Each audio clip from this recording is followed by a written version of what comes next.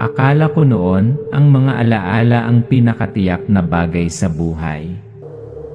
Na hinding-hindi makakalimutan ng mga tao ang mga taong pinakamamahal nila. Ngunit nagkamali ako. Noong araw na yon, nang makatanggap ako ng imbitasyon sa isang class reunion pagkatapos ng 15 taon, hindi ako masyadong nasasabi. Isang muling pagsasama-sama ng mga lumang mukha, mga alaala na may bahid ng nostalgia. Ang asawa ko, si Sarah, ang nagpabago ng isip ko. "You're going to have a great night," sabi niya na may maliwanag na ngiti, puno ng kumpiyansa ang kanyang mga mata. Malinaw kong naaalala ang bawat sandali ng paghahanda para sa paglalakbay. Magkasama kaming naupo, binubuklat ang mga pahina ng aming mga alaala sa pamamagitan ng mga lumang larawan, maliliit na kwento na hindi ko pa nasasabi noon. Si Sarah ay nakinig ng mabuti, natatawa ng malakas sa mga nakakatawang kwento ng ating kabataan. Ngunit pagkatapos, sa sandaling pumasok ako sa silid na puno ng mga anino ng mga dati kong kaibigan, napagtanto ko na may mali. Walang nakaalala sa kanya. Walang umamin sa kanyang pag-iral. "Sarah," tinanong niya ang kanyang mga kaibigan, sinabi sa kanila ang tungkol sa kanya, ipinakita pa nga ang mga larawan nilang dalawa, ngunit ang nakuha lang nila ay mga blangkong titig, hindi malinaw na mga sagot, at nakakatakot na katahimikan. Nagsimula siyang magduda sa sarili. Nagkamali ba siya? O isa lang bang malupit na biro? Pagkatapos, pag-uwi niya mas naging nakakatakot ang mga pangyayari. Nawala ang picture ni Sarah sa phone niya. Ang mga larawan ng kasal sa dingding ay mga walang laman na frame. Ang mga pamilyar na bagay ay tila nabura sa kanyang buhay. At nang tawagan niya ang kanyang pamilya, hindi rin nila alam kung sino siya. Isang multo, isang hindi nakikitang nilalang ang tahimik na binubura ang taong mahal niya sa alaala ng mundo. Nakatayo siya sa manipis na linya sa pagitan ng realidad at bangungot, at ang tanging nagpapanatili sa kanya ay ang pangakong hanapin ang katotohanan. Kahit na ang ibig sabihin nito ay ihulog siya sa pinakamalalim na kadiliman. Kung siya lang ang nakakaalala, i-exist ba talaga siya? O hindi? At sino o ano ang nagtatangkang burahin ang bawat bakas niya? Hindi niya alam. Ngunit ang kanyang kwento ay nagsisimula pa lamang.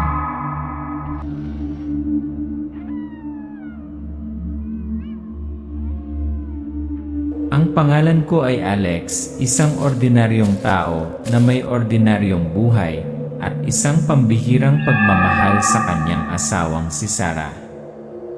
Sarah, hindi lamang ang kanyang asawa, kundi pati na rin ang kanyang kasama, ang kanyang gabay na liwanag sa kanyang pinakamadilim na araw. Tuwing umaga paggising niya, nakikita niya ito, isang mainit na ngiti, maamong mga mata, at isang kamay na laging nakahawak sa kanya na parang ayaw bumitaw. Naranasan nila ang pinakamagagandang taon na magkasama, bumuo ng sarili nilang maliit na tahanan, na may maraming matatamis at masasayang alaala na tila nagtatagal magpakailanman. Ngunit ang buhay ay hindi palaging kasing kinis ng isang malarosas na larawan. Ngayon, naghahanda siya para sa isang tila ordinaryong biyahe, isang class reunion pagkatapos ng 15 taon. Isang muling pagsasama-sama na maaaring isaalang-alang lamang ng maraming tao bilang isang okasyon upang gunitain ang mga lumang alaala, magsabi ng mga biro, o batiin ang mga dating kaibigan. Pero para sa kanya, isa itong pagkakataon para dalhin si Sarah, ang mahal niya, sa isang bagong buhay. sa mundo ng nakaraan para malaman niya kung sino siya, kung ano ang pinagdaanan niya. Sa buong linggo bago, magkasama silang nakaupo, tinitignan ang bawat larawan sa lumang album, mga sandali ng kabataan, mga clumsy date, mga kalokohan, mga kapanapanabik na laban sa football. Matingkad ang ngiti ni Sarah sa tuwing kinukwento niya sa kanya ang mga nakakatawang sandali mula sa mga araw ng kanyang pag-aaral, tungkol sa mga kaibigan na kanyang pinahahalagahan, at tungkol sa taong humubog sa kanya ngayon. Sinabi niya, nakinig siya, at ang kanilang pagmamahalan ay lumalim ng palalim. Ngunit sa kaibuturan niya, may lihim na pag-aalala pa rin ang bumalot sa kanya.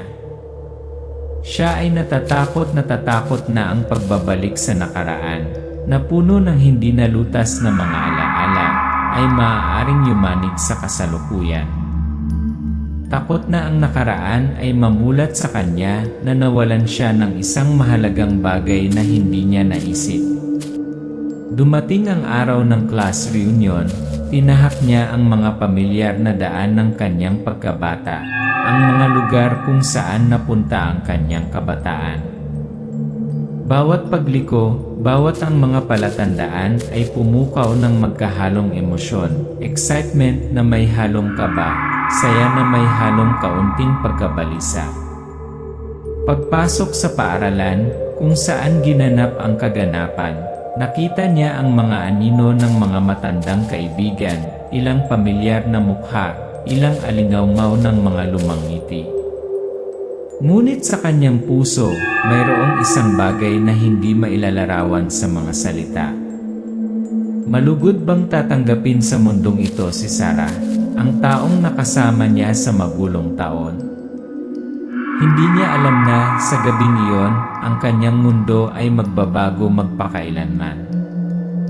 Sapagkat sa silid na puno ng mga alaala, may isang nakagigimbal na katotohanan na naghihintay sa kanya, isang katotohanang magdududa sa kanyang sarili, at mawala ang lahat ng minsan itinuturing niyang pinakatotoo.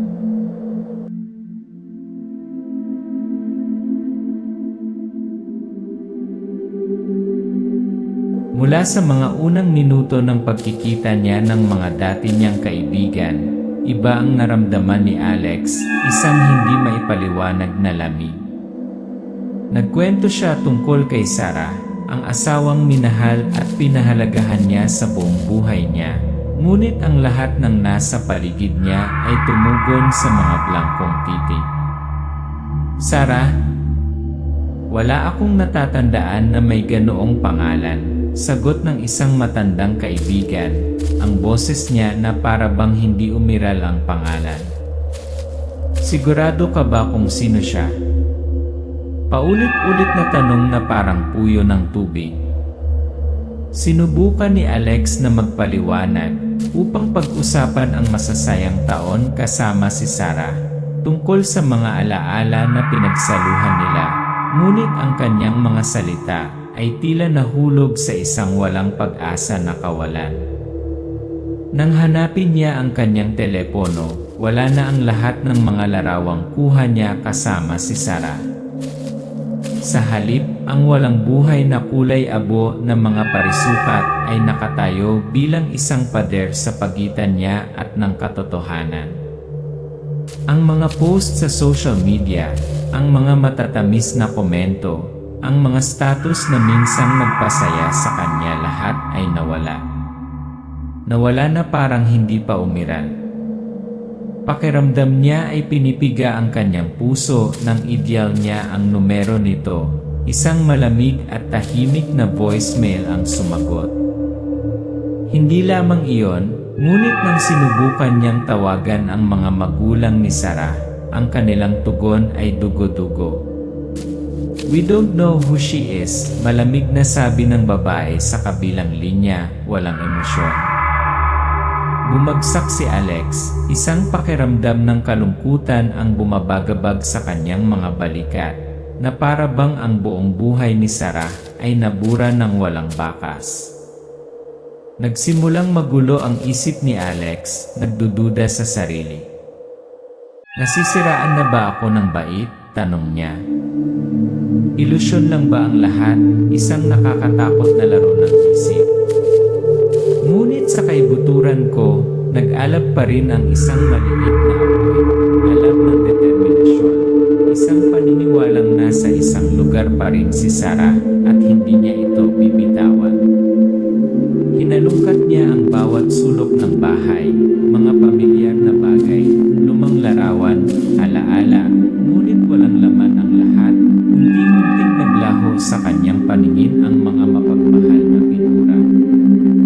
Sa bawat araw na lumilipas, naramdaman ni Alex ang pag-iisa, pagkawala, ang lumalaking gulat, ngunit alam niyang kailangan niyang magpatuloy, kailangang ipaglaban ang katotohanan. Dahil kung hindi, wala nang makakaalala kay Sarah. At kung walang nakakaalala, mabubuhay pa kaya siya?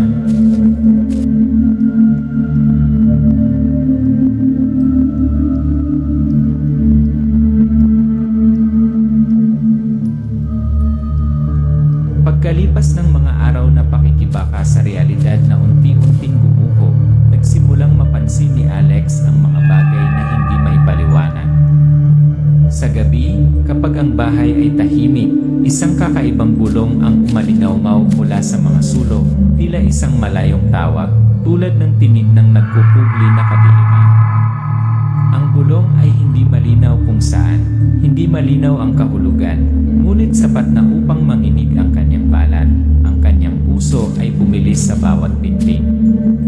At sa kanyang panaginip, kakaibang lumitaw si Sarah, wala nang liwanag ang kanyang mga mata, walang laman na parang multong nawala sa walang katapusang kadiliman. Tumingin siya sa kanya, sinubukang tawagin ang pangalan niya, ngunit nakatayo lang siya doon, tahimik, hindi umiibig. Isang araw, sa isang maliit na maalikabok na silid sa lumang bahay, nakita ni Alex ang isang kakaibang bagay, isang pilak na palawip, na may nakaukit na kakaibang mga simbolo, na hindi kabilang sa anumang wika o kultura na kilala niya kailanman. Nakaramdam ng lamig at bigat ang kwinta sa kanyang balat bilang susi sa isang pintuan patungo sa ibang mundo, isang mundong lampas sa hangganan ng realidad na dati niyang alam.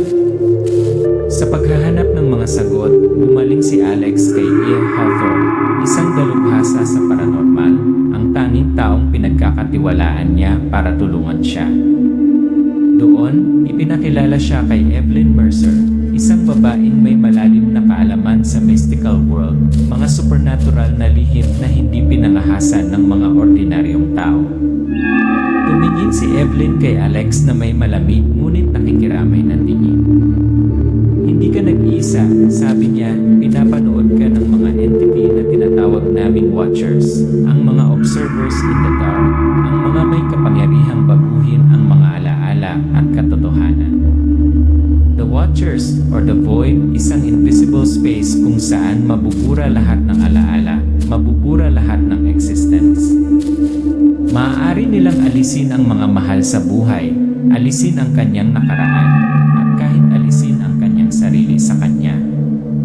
Naunawaan ni Alex na hindi basta-basta nawala si Sarah, nadala siya sa isang supernatural na kaharian kung saan naging malabo ang linya sa pagitan ng nakikita at hindi nakikita. At siya natagpo niya ang kadilimang iyon.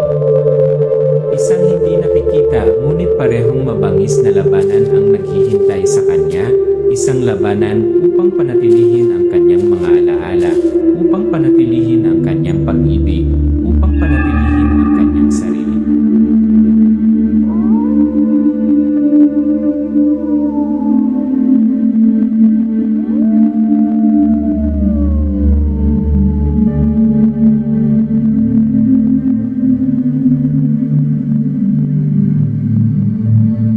Pumasok si Alex sa nasirang simbahan, isang lugar kung saan tila huminto ang oras, kung saan ang mga dingding ay lumot at maalikabok, at kung saan ang liwanag mula sa basag na salamin ay nagliliwanag sa malamig na lupa. Nakahawak ang kamay niya sa kakaibang pendant, ang tanging natitirang susi sa paghahanap niya kay Sarah.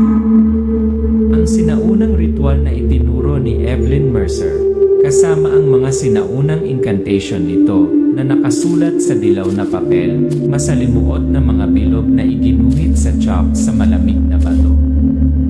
Bawat hakbang, bawat pag-awit, ay hinihila si Alex ng mas malalim sa kailaliman ng realidad, kung saan lumabo ang mga linya sa pagitan ng pagiging at kawalan, sa pagitan ng presensya at kadiliman.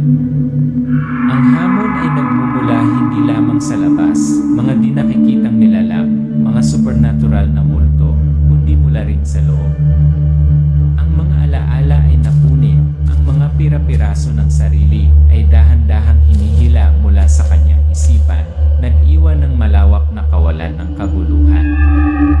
Para siyang walang buhay na katawan, na wala sa di nakikita, nagpupumilit na kumapit sa huling piraso ng liwanag nito. At pagkatapos, lumitaw ang kadiliman, ang mga entidad na tinawag ni Evelyn na Watchers, hindi nagpapatawad ng mga tagamasid na may kapangyarihang manipulahin ang memorya at katotohanan. Nagsimula ang negosasyon, malamig at malupit. Isang di nakikitang boses ang umalingaw sa ulo ni Alex na nagtatanong sa kanya, ano ang ibibigay mo sa amin bilang kapalit ng mahal mo? Nang walang ibang pagpipilian, handa siyang ipagpalit ang lahat, maging ang kanyang sarili. Bawat sumpa, bawat luha, bawat hinal, lahat ay pinagsama sa isang masakit, ngunit matapang na sandali. Isang malakas na hatak ang naramdaman ni Alex, na para bang hinihila siya sa walang katapusang bagay, kung saan ang kanyang mga alaala, ang kanyang pagkakakilanlan, ang kanyang pag-iral ay nabubura sa bawat segundong lumilipas. Pansamantalang nawala ang kanyang alaala, hindi na niya matandaan ang kanyang pangalan, hindi na makilala si Sarah, hindi na makilala ang realidad at ako. Ngunit sa kaloob-looban, isang maliit na apoy ang nag-aapoy pa rin, ang tanging liwanag na gumagabay sa daan sa kadiliman.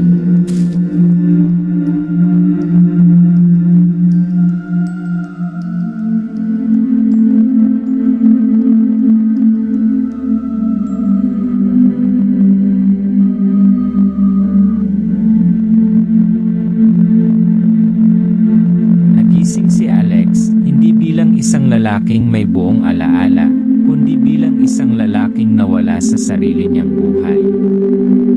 Hindi niya naaalala ang kanyang pangalan, hindi niya naaalala ang kanyang nakaraan, hindi niya naaalala si Sarah, ang asawang ipinaglaban niya upang iligtas.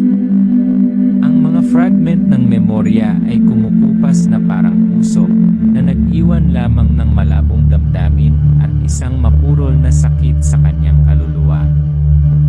Nagsisimula siya ng bagong buhay, isang buhay na hindi niya pinili, kung saan para siyang multo na tahimik na gumagala sa pagitan ng totoong mundo at ng madilim na mundo.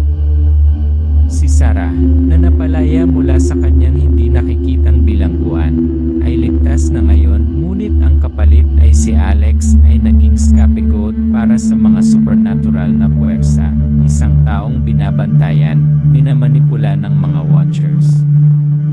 Ang mga palatandaan ng babala ay patuloy na naroroon ang mga nakakubli na mga anino, ang hindi nakikitang mga bulong na hindi tumitigil. Pinagmamasdan pa rin ng Watchers ang bawat galaw ni Alex, tulad ng mga di nakikitang mandaragit, na naghihintay na lamunin ang saksi sa sinumang maglakas loob na sumalungat sa kanila. Hindi dito nagtatapos ang kwento ni Alex. Binuksan nito ang isang mahiwagang pinto na nagpapaisip sa amin. Nasaan ang hangganan sa pagitan ng realidad at supernatural na mundo? Memorya, ito ba ang tanging bagay na nagpapanatili sa atin ng buhay? At ang pag-ibig, sapat ba itong madaig ang kadiliman magpakailanman?